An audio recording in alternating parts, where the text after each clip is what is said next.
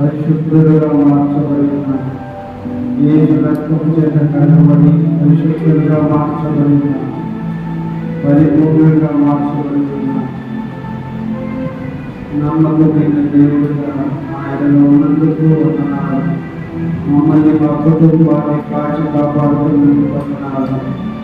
మా పాప శాపములన్నింటినీ ఆ కలువరి శిలువలో మీరు భరించి మాకిచ్చిన గొప్ప బిడ్డల జయము కొరకు వందనాలు తండ్రి. ఎవరి జయాన్ని విజయాన్ని క్రీస్తు విజయాన్ని మాకు ఇచ్చారు. పాపం మీద జయం, శాపం మీద జయాన్ని, వాస్తు దోషాల మీద జయాన్ని, మా మీద మా కుటుంబాల మీద ఏ దోషము పనిచేయకుండా ఆ శిలువలో మీరు ఇచ్చిన మహావిజయం కొరకు వందనాలు. వాస్తు దోషాలన్నిటి నుంచి విడిపించినందుకు వందనాలు. విగ్రహారాధన దోషం నుంచి విడుదలైనందుకు వందనాలు. హల్లెలూయా, హల్లెలూయా, హల్లెలూయా, హల్లెలూయా, హల్లెలూయా. ప్రభువా, నీవే మా దేవుడు తండ్రి. ప్రభువా, నీవే మా దేవుడు ఆయన. నీవే మా రక్షకుడు ప్రభువా. నీవే మా విమోచకుడైన దేవుడు. మమ్మల్ని దీవించి సకల సంపదలతో ఆశీర్వదించినందుకు వందనాలు. మంచి రోడ్డు వేసినందుకు వందనాలు. మంచి బాబు శుద్ధి కట్టించినందుకు వందనాలు. మంచి వ్యక్తి బాధకు కట్టించినందుకు వందనాలు. ప్రభువా, అందరిని రక్షించినందుకు వందనాలు. నీ వెలుగుతో నింపినందుకు వందనాలు. నీ వాక్యం చేత దర్శించు, నీ వాక్యం చేత దర్శించు, నీ వాక్యం చేత రక్షించండి, నీ వాక్యం చేత నడిపించు. యేసు పరిశుద్ధ నామములో ప్రార్థించి పొందుకెళ్ళుతున్నాము తండ్రి. ఆమేన్, ఆమేన్. హల్లెలూయా. పిల్లలకి ఎక్కువగా కొద్ది సేవ పెట్టాల్సింది. అయితే పిల్లల దేవుడు మనకిచ్చిన ఈ గొప్ప దేవుని సన్నిధి చాలా విలువైనది. ఇది మహా గొప్ప భాగం. ముఖ్యమంత్రి వీధికి వెళ్ళామనుకోండి, అక్కడ ఎంతో సంతోషపడతారు. ఇంకా ముఖ్యమంత్రి దగ్గర నిలబడ్డామనుకోండి, ఇంకా సంతోషిస్తాం. ప్రధానమంత్రిని కలిసామనుకోండి, ఇంకా వేడిగా పడతారు. వాటిని మించి దేవుని సన్నిధి, హల్లెలూయా, వాటిని మించి దేవుని సన్నిధి. అమెరికా దేశం తెలుసుకుంటారు, సంఘంలోకి వచ్చి మోకరించి ప్రార్థన చేసుకుంటే నాకు చాలా సంతోషం ఉంటుంది. చూడండి, ప్రతి మానవుడు దేవుని సన్నిధిలో మోకరిస్తూ ఉన్నాడు. హల్లెలూయా.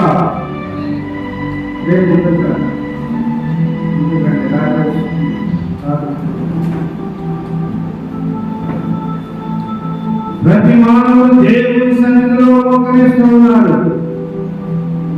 దేవునికి విధేయుగా ఉండలేకపోతున్నాడు. ప్రతి మానవుడు దేవుని సన్నిధికి వస్తున్నాడు, కానీ దేవునికి లోబడటం లేదు. దేవుని మాటలు వింటున్నారు, కానీ దేవుని మాటకు లోబడటం లేదు. దేవుని సేవకుని మాట వింటున్నారు, కానీ దేవుని సేవకునికి లోబడి ఉండటం లేదు. కారణం ఏంటంటే ప్రియులారా, ఈ భయంకరమైన దినాల్లో మనిషిని నీవేమి చెప్పేది, నీ మాట నేను ఎందుకు వినాలి, తృణీకార భావము, గర్వంతో కూడిన మాటలు వినబడుతున్నాయి. వాడు నాకు చెప్పేది, వీడు నాకు చెప్పేది, ఎంతగా విధేయులుగా బ్రతుకుతున్నారంటే దేవునికి భయపడడం లేదు, తల్లిదండ్రులకు భయపడడం లేదు, దేవుని సేవకునికి భయపడడం లేదు, భయం లేకుండా బ్రతుకుతున్నారు, భయం లేకుండా బ్రతుకుతున్నారు.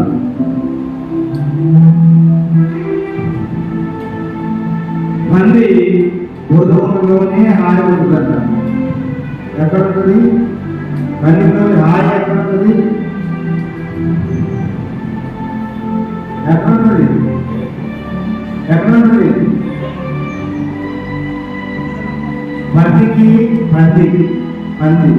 పందికి హాయిగా ఎక్కడ పడుకుంటే బాగుంటుంది?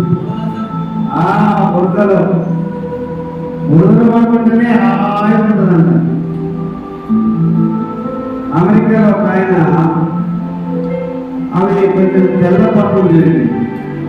తెల్ల పంపులు బాగా అమెరికా దాన్ని కడిగి కట్టుకొని రోడ్డు మీద పోతున్నాడు. అక్కడ ఒక రాజంతా అక్కడ మురుగుకుంట కనపడదు, కానీ మురుగుకుంట వాసన చూస్తారు కదా, లాభం ఏంటి దాంట్లో రూపేసి దానికి అలవాటు పడిపోయింది. మానవుడు కూడా తన స్వభావాన్ని బట్టి, తన యొక్క చెడ్డ ప్రవర్తన బట్టి, పాప స్థితిని బట్టి ఆ పాపం వైపు పరిగెత్తుతూ ఉన్నాడు.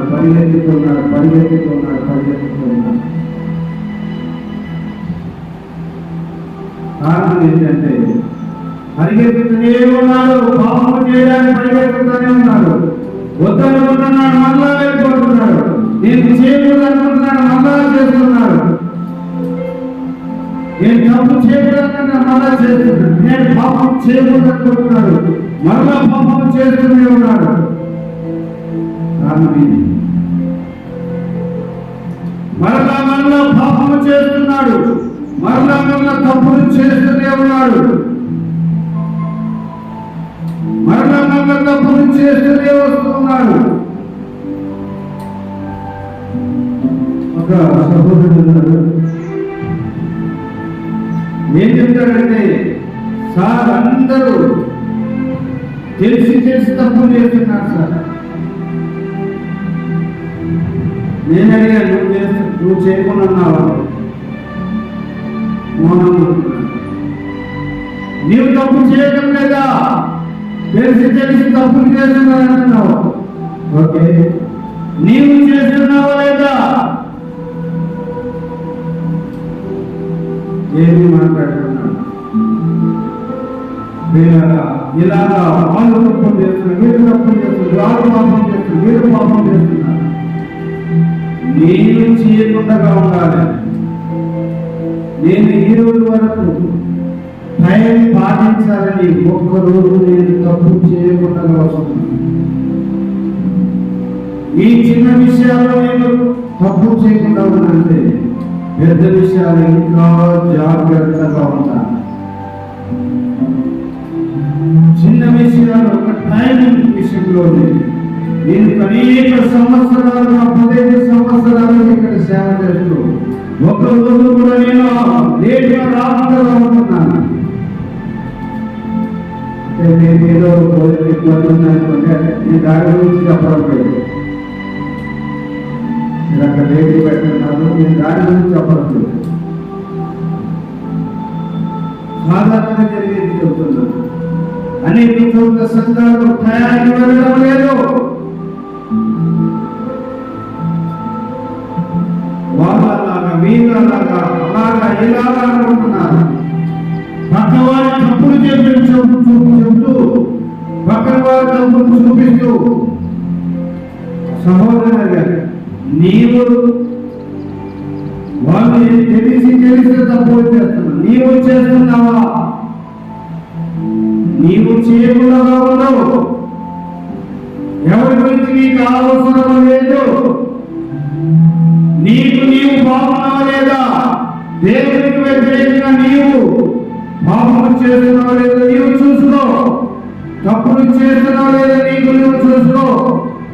నీ భక్తిని బట్టి దేవుడు సంతోషపడుతున్నాడు లేదా అది నీకు నీవే చూసుకోవాలి. నీకు నీవే చూసుకోవాలి. వాళ్ళలాగా వీరిలాగా చెప్పడానికి నీకు వీలు లేదు, నీకు హక్కు లేదు. ఒక వ్యభిచారం చేయబడిన స్త్రీని తీసుకొచ్చారు. తీసుకొని వచ్చి, ప్రభా వ్యభిచారం చేస్తూ పట్టబడింది ఈమె, మోసే ధర్మశాస్త్రం ప్రకారము రాళ్ళతో కొట్టి సంపాదన కదా అని తీసుకొచ్చారు. అయ్యా మీలో పాపం చేయవాడు ఎవడో వాడు రాయి వేయవలసిగా అన్నాడు. ఎవరు రాయి వేయకపోయాడు. అందుకని ఎప్పుడైనా ఎవరిని నీవు నిందించడానికి వీల్లేదు. నిన్ను నీవు నిందించుకో, నిన్ను నీవు విమర్శ చేసుకో, నిన్ను నీవు సరి చేసుకో. అప్పుడు దేవుడు సంతోషపడతాడు. నిన్ను బట్టి దేవుడు సంతోషపడింది. నీ ప్రవర్తన నీవు జాగ్రత్తగా చూసుకున్నావు. నీవు పాపము చేయకుండా నీవు బ్రతుకుతున్నప్పుడు దేవుడు సంతోషపడతాడు. అది నిన్ను బట్టి దేవుడు సంతోషపడుతున్నాడు లేదా అది నీవు చూసుకోవాలి. కానీ వాళ్ళలాగా చేసిన వీళ్ళలాగా చేస్తున్నారు. ఏదో ఒక తప్పు చేస్తే ఆ తప్పు చేశాడు, ఈ తప్పు చేశాడు, ఆ పాపం చేశాడు, ఈ పాపం చేశాడు మాట్లాడుతూ ఉన్నారు. దేవుడు నీవు పాపం చేయకపోతే, మీరు ఎవరు పాపం చేయకపోతే మొదట రాయేయండి ఆమె మీద. మోసే ధర్మశాస్త్రంలో రాళ్ళతో చంపమని రాయబడింది కదా. మీరు ఎవరైనా కానీ ఇక్కడ పాపం చేయని వాడు ఉంటే ఆమెను నిందిస్తున్నారు కదా, ఆమెను తృణీకరిస్తున్నారు కదా, ఆమెను అవమానిస్తున్నారు కదా, ఆమెను నేరస్తులుగా నా ముందు పెట్టారు కదా. మీరు ఎవరైనా పాపం చేయకుండా ఉంటే, తప్పు చేయని వాడు ఉంటే ముందు ఆమె మీద రాయేయండి అన్నాడు.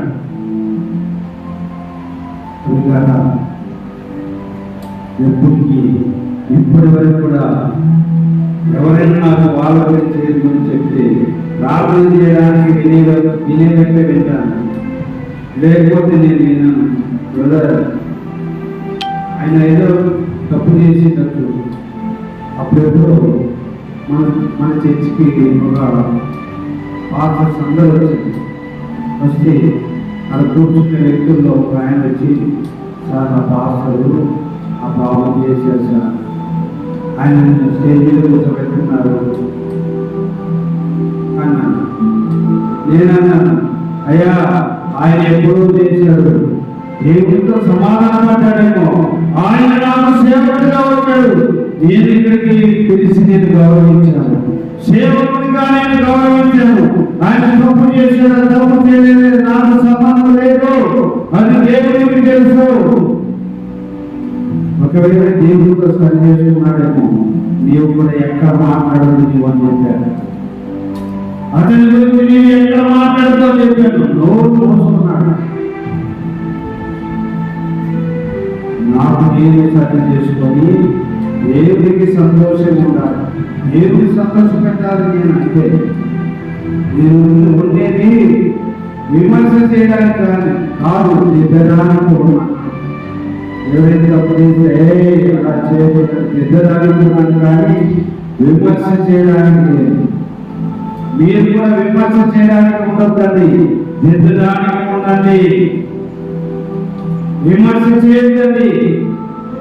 ఎవరి గురించి ఒకరి గురించి వాడాలా వీడాలా మీరు విమర్శ చేయొద్దండి.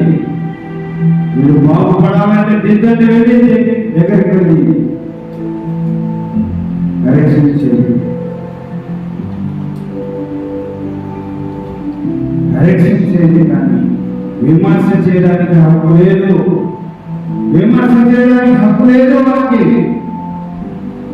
కరెక్షన్ చేయడానికి అర్థం, నీ స్నేహితుల తప్పు చేస్తుంటే కరెక్షన్ చేయండి, నీ బంధువుల తప్పు చేస్తుంటే కరెక్షన్ చేయి.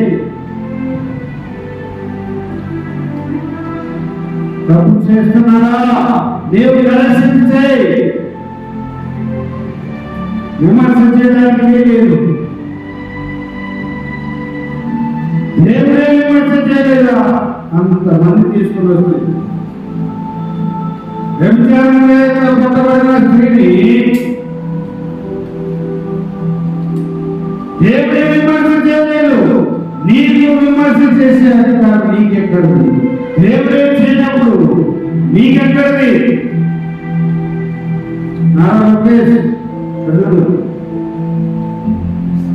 దేవుడే విమర్శ చేయనప్పుడు నీవు విమర్శ చేయాలి. నీకు ఆసక్తి ఎవరు రాయలేదు, ఎవరు రాయలేదు, అందరూ వెళ్ళిపోయారు. అప్పుడు చూస్తున్నాడు వాళ్ళని చూసి, అమ్మా అమ్మా ఎవరు నీ మీద ఆయన లేదా? లేదయ్యా. అప్పుడు దేవుడు కరెక్షన్ చేశాడు. దేవుడు అప్పుడు కరెక్షన్ చేశాడు. ఇక నీవు పాపము చేయొద్దు. అమ్మా ఇక్కడ నువ్వు పాపం చేస్తే అది ఎదురుగా కరెక్షన్ అలా చేయవచ్చు, కానీ విమర్శ చేయడానికి లేదు.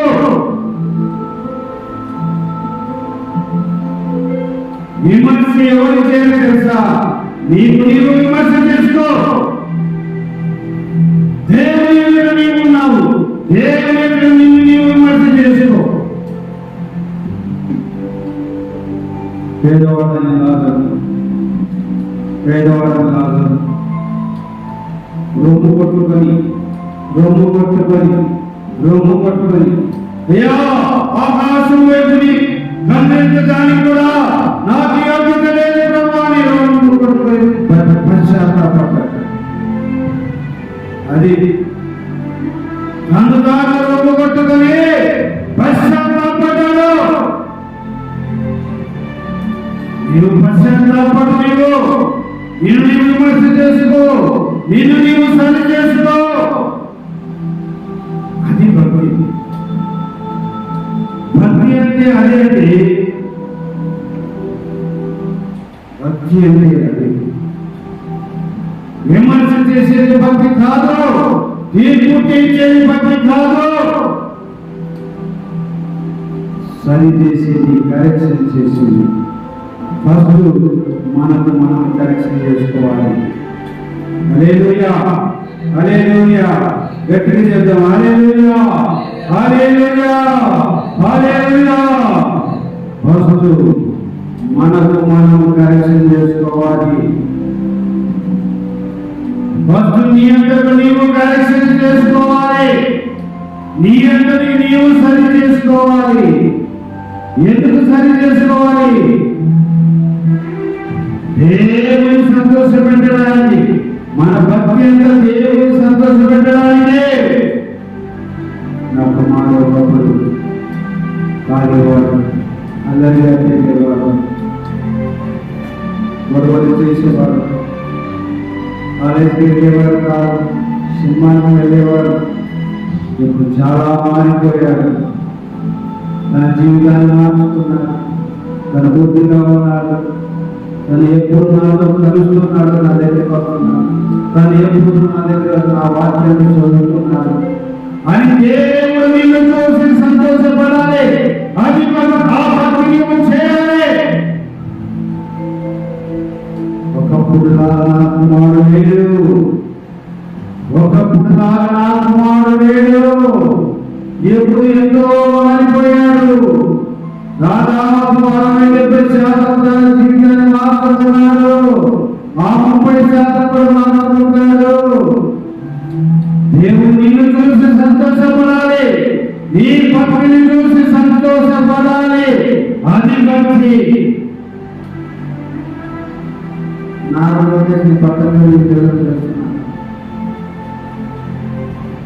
ఇక్కడ చూడాలా?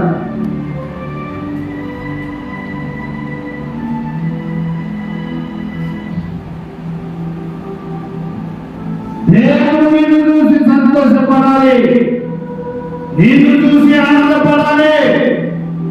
ఎలా ఎప్పుడు ఆనందపడతారు? నీ ప్రవర్తనను మార్చుకున్నప్పుడు, నీ ప్రక్రియను మార్చుకున్నప్పుడు, నీ క్రియలను మార్చుకున్నప్పుడు దేవుడు సంతోషపరిచే భక్తిని నీవు కట్టుకో. ఎవరిని విమర్శ చేయవద్దు.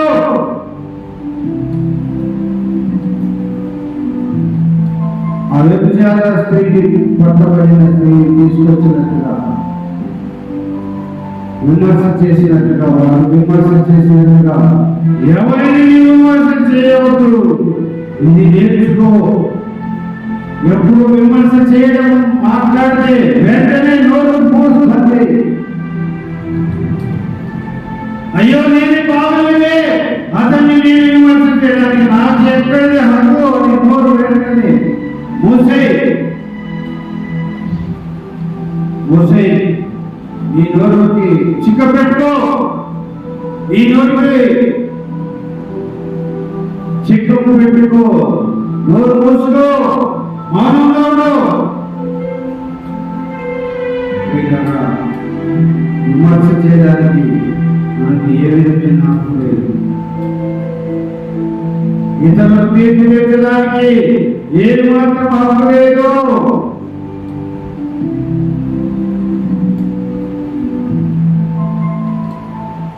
హక్కు లేనే లేదు. తీర్పు తీర్చడానికి, విమర్శ చేయడానికి హక్కు ఏమాత్రం లేదు.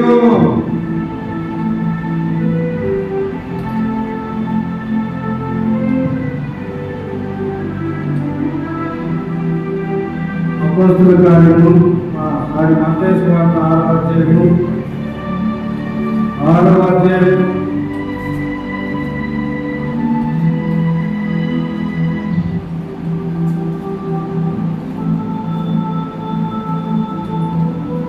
12వ వచనం. 6:12 మానవులను మేము క్షమించిన ప్రకారము మానవులను క్షమించు. మన ఎవరైనా తప్పు చేస్తే వారిని క్షమించాలి. విమర్శ చేయడానికి లేదు. క్షమిస్తేనే క్షమాపణ దొరుకుతుంది. బాగా గుర్తుపెట్టుకోండి. నీవు ఎవరిని క్షమించకపోతే నీకు క్షమాపణ లేదు. వాడు నీకు ఎంత అవమానం కానీ, ఎంత కష్టం కానీ, ఎంత నష్టం చేసినా కూడా వాడిని నీవు క్షమించాల్సిందే. వాడిని నీవు క్షమించాల్సిందే కానీ నీకు తీర్చడానికి వీలేదు. విమర్శ చేయడానికి వీలేదు. నీవు ఎప్పుడైతే అలా విమర్శ చేయకుండా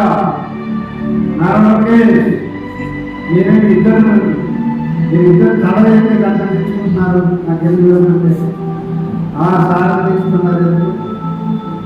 ఏం చూస్తున్నారు చేతులు?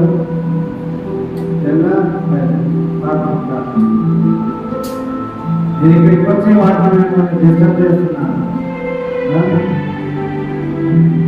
ఒక మాటకు లోపల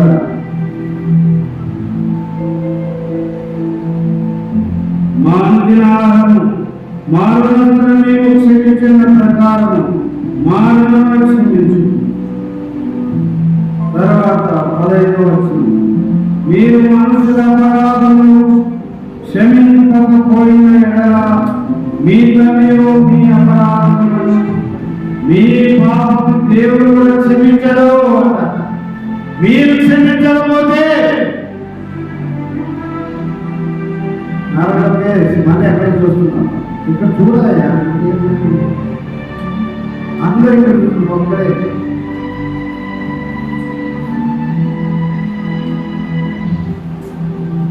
మీరు మనుషుల అపరాధములను క్షమించకపోయేలా మీ తండ్రియు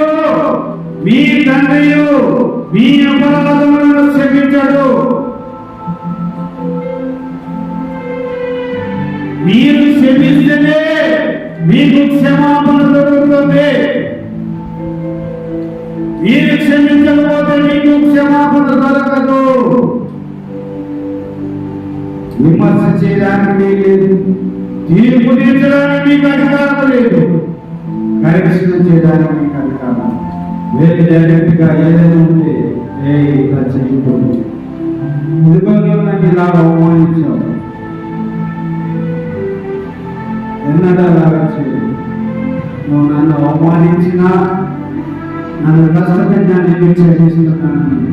మొక్క మీద చెప్పు, నిన్ను క్షమిస్తున్నాను. కరెక్షన్ చేసుకో. ఎవరు కరెక్షన్? నీకు నీవు కరెక్షన్ చేసుకో. తర్వాత ఎదుటి వ్యక్తిని కరెక్షన్ చేసుకో. దేవుడు అంటున్నాడు,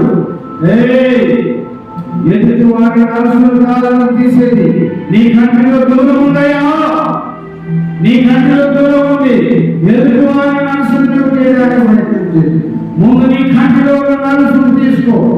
తర్వాత ఎదుటి వారి కంటిలో దూరం తీసేయడము నీకు సులభం అవుతుంది. ఎదుటి వారి నీవు కరెక్షన్ చేసుకోకుండా ఎదుటి వాడిని కరెక్షన్ చేయడానికి ప్రజలు ధైర్యం చేయాలి. చేతి ఏమంటాడు? ఒరే నువ్వేమైనా సంసారిగా, నాకు నిపుణులు ఏమంటారు అంటారా లేదా? నువ్వేమైనా సంసారిగా, నువ్వు నీకు చూస్తారా? ఎప్పుడైతే నువ్వు కరెక్షన్ చేసుకుని బాగా ఉంటావో వాడు గమనిస్తాడు. అని అప్పుడు నాకు లేడు రాలేడు, అప్పుడు ఉన్నట్టుగా లేడు రాలేడు, వీడు చాలా మారిపోయినాడు అని అప్పుడు నీవు చెప్పినప్పుడు వాడు శ్రద్ధగా వింటాడు. సరే సరే సరే సరే సరే అని నీవు సరి చేసుకోకుండా, నీ కంటిలో దూరం తీసుకువేసుకోకుండా నీవు ఎదుటి వ్యక్తిని సరి చేయడానికి పోతే నీ వాడు ఒప్పుకోడు, నిన్ను విమర్శిస్తాడు. ఒరే నీకు చూసుకున్న ముందర నాకేం చెప్తున్నావు పెద్ద ఇదిగా, నీకు చూసుకున్న ముందర ఇంకా ఏమన్నాడు? నీది కట్టుకోరా కదా, నీది కట్టుకోరా, నన్ను వెళ్ళడానికి వచ్చిన పోరా పోరా పోరా.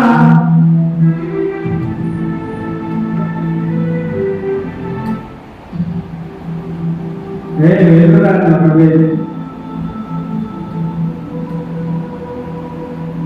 ఒకటి ఎవరిని చేతి తీర్చడానికి లేదు, ఎవరిని విమర్శ చేయడానికి లేదు. మొదటి రెండు మనం విమర్శ చేసుకోవాలా, ఫస్ట్ మనల్ని మనము కరెక్షన్ చేసుకోవాలి.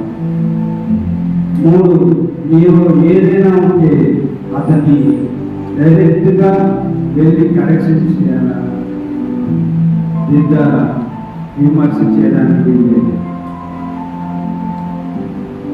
నాలుగు, నీవు ఎవరినైనా నీవు క్షమిస్తేనే, నిన్ను కష్టపెట్టిన వారిని, అవమానించిన వారిని, తృణీకరించిన వారిని నీవు క్షమిస్తేనే నీకు దేవుని క్షమాపణ దొరుకుతుంది.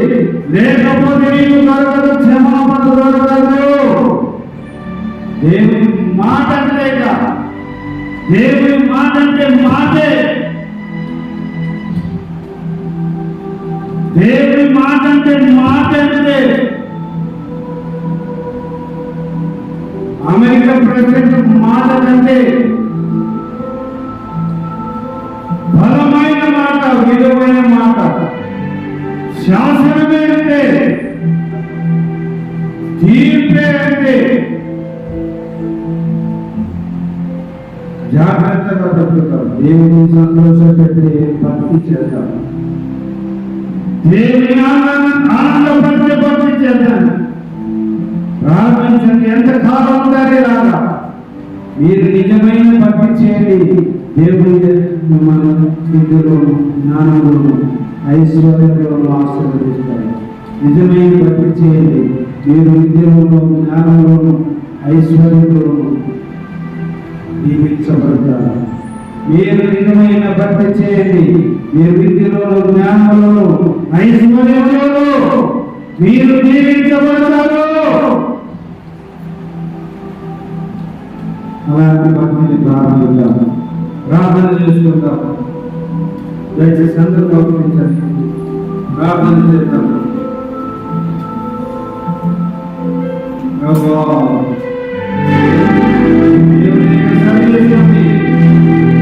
దేవుని దగ్గరికి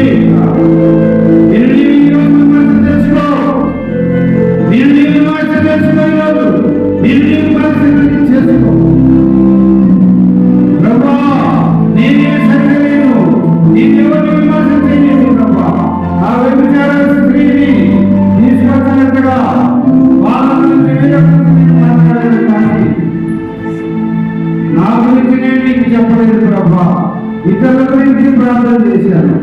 నా గురించి నేను కంప్లైంట్ చేసుకోలేదు ప్రభా, నీ గురించి నీకు కంప్లైంట్ చేస్తే దేవుని దగ్గర ప్రభా నేను ఇలాగున్నాను ప్రభా, నీకు వ్యతిరేకున్నాను, నా ఆలోచనలు నీకు వ్యతిరేకము, నా చూపులు వ్యతిరేకము, నా తలంపుల వ్యతిరేకము, నా క్రియలు వ్యతిరేకము, నా మాటలు వ్యతిరేకము, నీకే వ్యతిరేకము, నీకే వ్యతిరేకము. ఆయన నన్ను క్షమించు, నన్ను క్షమించు ప్రభా, నేను నన్ను క్షమించు, నా పాపలు మన్నించు, నేను దొంగలైనా క్షమించు, నేను అబద్ధికులైనా క్షమించు, నా పరిచయం పశ్చాత్తాపడి కరెక్షన్ చేసుకుని దేవుడు నిన్ను దీవించడానికి ప్రభు నిన్ను సంతోషపరిచే భక్తి ఈ రోజు నుంచి ప్రారంభించాను. ఆయన ఈ రోజు నుంచి నేను నిన్ను సంతోషపరిచే భక్తి నేను చేస్తాను.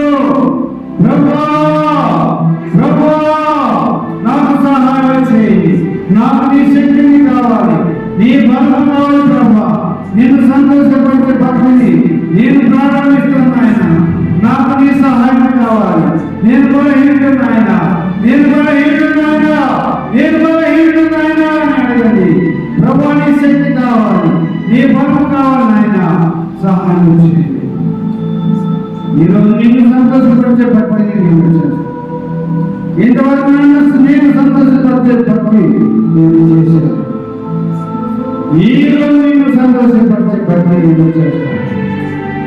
సహాయం చేయండి ప్రభా. యేసయ్యా నాకు సహాయం చేయండి. నిన్ను సంతోషపరిచే భక్తి నాకు దయచేయి ప్రభా. యేసు పరిశుద్ధమైన నామములో ప్రార్థించి స్తుతించి పొంది వేడుకొనుచున్నాము తండ్రి. ఆమేన్ ఆమేన్. తండ్రి యొక్క ప్రేమయు కుమారుని యొక్క కృపయు పరిశుద్ధాత్మ యొక్క నిత్య సహవాసము సమాధానం తండ్రి దేవుని సంతోషపరిచే భక్తి మనమందరం చేసినట్టుగా పరిశుద్ధాత్మ దేవుడు మనందరికీ సహాయం చేయను గాక. ఆమేన్ ఆమేన్ ఆమేన్.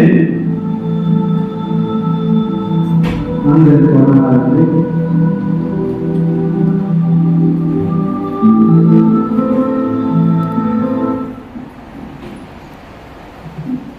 వీళ్ళ ఎక్కువగా